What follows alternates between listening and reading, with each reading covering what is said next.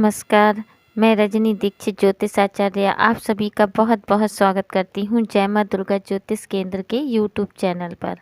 आज की वीडियो में मैं आपको मार्गशीर्ष गुरुवार की व्रत कथा सुनाऊंगी। मार्गशीर्ष यानी अघन मास के गुरुवार से किया जाने वाला व्रत और अघन मास में के सभी गुरुवार के दिन माता लक्ष्मी की विधिवत पूजा करके कथा सुनने से माता महालक्ष्मी की कृपा प्राप्त होती है, सभी कष्टों से छुटकारा मिलता है एवं माता लक्ष्मी की कृपा से सुख सौभाग्य संतति बढ़ती है। तो शुरू करते हैं माता महालक्ष्मी की कथा। ऐसी महालक्ष्मी देवी की है यह कहानी। द्वापर युग की सौराष्ट्र देश की श्री महाभद्रशिल्बा नामक राजा राज्य करता था। वह पराक्रमी था। 4 वेद, 6 शास्त्र, 18 पुराण इनका ज्ञान उन्हें प्राप्त था। उसकी रानी का नाम था सुरत चंद्रिका। वह लावण्यमयी, सुलक्षणी और पतिव्रता थी। उस दंपत्ति की 8 संतानें थीं, 7 पुत्र और एक कन्या। कन्या का नाम था सांबाला। एक दिन श्री लक्ष्मी देवी के मन में आया कि राजा के राजगृह में जाकर निवास करे, जिसके कारण राजा अपनी प्रजा को अधिक सुख देगा। गरीब के घर में अगर मैं रहूं तो वह सारी धन संपत्ति को खा लेगा। इसलिए लक्ष्मी ने क्या किया, वृद्ध ब्राह्मण स्त्री का रूप लिया, हाथ में आधार के लिए एक लकड़ी ले ली और उसके जरिए सहारा लेते लेते वह सूरज चंद्रिका रानी के महल के दरवाजे में जाकर खड़ी हो गई। उसे देखकर रानी की एक सेविका सामने आ गई। उसने उस वृद्धा स्त्री की पूछताछ की। वृद्धा ने अपना नाम, पति का नाम, रहने का स्थान आदि समुचित जानकारी दे दी। वृद्धा स्त्री के रूप की लक्ष्मी माता कहने लगी, मेरा नाम है कमला, पति का नाम है भुवनेश। हम लोग द्वारका में रहते हैं। तुम्हारी रानी पूर्व जन्म में एक वैश्य की पत्नी थी। वह वैश्य बहुत दरिद्री था। हर दिन उन दोनों पति पत्नी में झगड़ा हो जाता था। उसकी पति उसे बहुत मारपीट करता। इस हालत से वह परेशान हो गई और वह घर छोड़कर चली गई। वन में कुछ न खाए पिए घूमती रही। उसकी यह हालत देखकर मुझे उस पर दया आई। धन संपत्ति देने वाली श्री लक्ष्मी व्रत की कहानी मैंने उसे सुनाई। मेरे कथनानुसार उसने लक्ष्मी व्रत का पालन किया।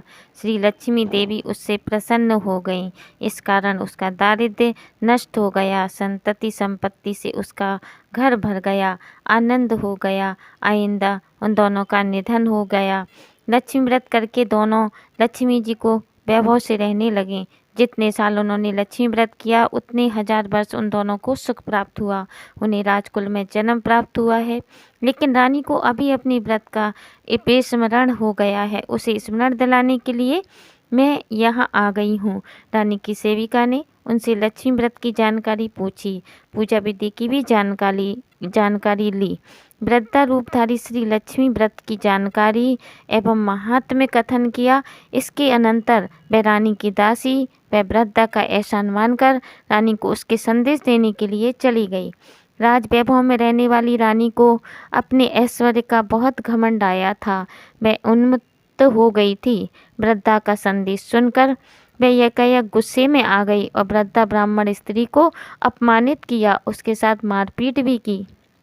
लेकिन वह वृद्धा स्त्री साक्षात लक्ष्मी थी। यह बात रानी को मालूम नहीं थी। रानी का बुरा बर्ताव देखकर लक्ष्मी ने वहाँ रहना पसंद नहीं किया और अपने खुद के निवास में ही रहना पसंद किया। वह वहाँ से निकल ही कुछ फासले पर उसे सांबाला मिली।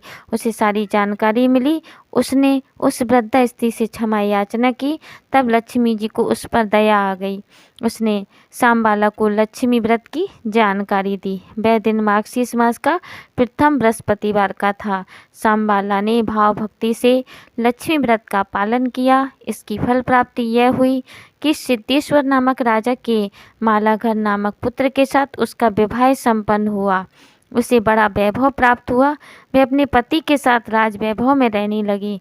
इधर लक्ष्मी कोपायमान होने के कारण राजा भद्रशिल्बा और रानी सूरज चंद्रिका इनके राज्य का अस्त हुआ। वैभव ऐश्वर्य का लोप हुआ और उनकी दशा बड़ी शोचनीय हो गई। एक दिन सूरज चंद्रिका अपने पति से बोली, अपनी बेटी का पति राजा है, बड़ा अमीर है, उसके पास जाओ, अपनी हालत का बयान करो, उसको दया आएगी और वह कुछ संपत्ति जरूर देगा। भद्रसिरवा शामबाला के पति के राज्य में गया। एक तालाब के किनारे विश्राम लेने के लिए बैठ गया। इतने में शामबाला की कुछ दासियां जल कुंभ लेकर जल भरने के लिए वहां आईं। राजा भद्रसिरवा को उन्होंने देखा। उन दासियों ने उनके नाम के गांव के बारे में पूछताछ की। उन्होंने सब कुछ उन्हें बतलाया। वे अपनी रानी शामबाला का ही पिता है। यह बात समझने पर सभी दासियां दौड़कर शामबाला के पास आईं। सारी जानकारी उसे बताई। शामबाला अपने पिताजी को बड़े ठाट बाट के साथ अपने प्रसाद में लाई। उसका आभावागत किया, पिताजी को मिष्टान भोजन खिलाया, उसका आदर सत्कार किया। वे जब वापस जाने को निकले तब उसने बड़ी हांडी भर धन भेंट के रूप में दिया। भद्रसिरवा अपने घर पहुंच गया। सूरज चंद्रिका को आनंद हुआ और उसने भेंट हांडी खोली तो अंदर क्या था? हांडी में धन नहीं था, हांडी में कोयला भरा हुआ था। लक्ष्मी की अपकृपा से ही यह चमत्कार हो गया था। कुछ दिन बीत गए। अब सूरज चंद्रिका अपनी लड़की के घर गई। वह दिन था मार्गशीर्ष मास का अंतिम बृहस्पतिवार। शामबाला ने लक्ष्मी व्रत किया था। अपनी माताजी से भी ये व्रत करवाया। सूरज चंद्रिका अपने घर वापस आ गई। उसने लक्ष्मी व्रत किया था, इसलिए उसे पूर्व काल का वैभव फिर से प्राप्त हुआ, राज ऐश्वर्य भी प्राप्त हुआ। कुछ दिन बाद शामबाला मायके में आ गई, लेकिन अपने खुद के पिताजी को कोयले दिए और अपने को कुछ भी दिया नहीं था। यह गुस्सा सूरज चंद्रिका के मन में था, इसलिए शामबाला की वहाँ किसी से पूछताछ भी नहीं की। उसका वहाँ अनादर किया गया, लेकिन शामबाला अपने पिताजी पर क्रोधित नहीं हुई। वहाँ से निकलते समय उसने वहाँ से कुछ नमक लिया था। निवास पहुँचने पर शामबाला को पतिदेव ने पूछा, मायके से क्या लाई हो? तब वह बोली, राजा का तथ्यांश लेकर आई हूँ। पतिदेव बोले, इसका क्या मतलब? उसने जवाब दिया, कुछ दिन ठहरो, सारी बातें समझ में आ जाएंगी। उस दिन उसने भोजन की सभी चीज़ें नमक बिना तैयार करने के लिए हुक्म किया। पतिदेव को भोजन परोसा। उसे भोजन के खाद्य पदार्थ नमक बिना रुचिहीन लगे। बाद में उसने भोजन थाली में कुछ नमक रख छोड़ा। खाद्य पदार्थों में वो मिलाए तो भोजन रुचि में लगने लगा। यही है राज्य का सार। शामबाला के पति को यह बात पूर्ण रूप में समझ में आ गई। संक्षेप में इस प्रकार जो कोई श्री लक्ष्मी व्रत श्रद्धा युक्त भाव से करेगा तो उसे लक्ष्मी की कृपा प्राप्त होगी, सुख शांति का लाभ होगा, मनोकामनाएं पूर्ण होंगी। लेकिन धन धान्य प्राप्त हो जाने के बाद लक्ष्मी व्रत करने को कभी ना भूलें। हर बृहस्पतिवार को पोथी का पठन पाठन श्रवण अवश्य करें। ऐसी श्री लक्ष्मी व्रत की कहानी बृहस्पतिवार को कहानी सभी को सफलता प्रदान करने वाली हो। शुभम भवतु। जय माँ लक्ष्मी।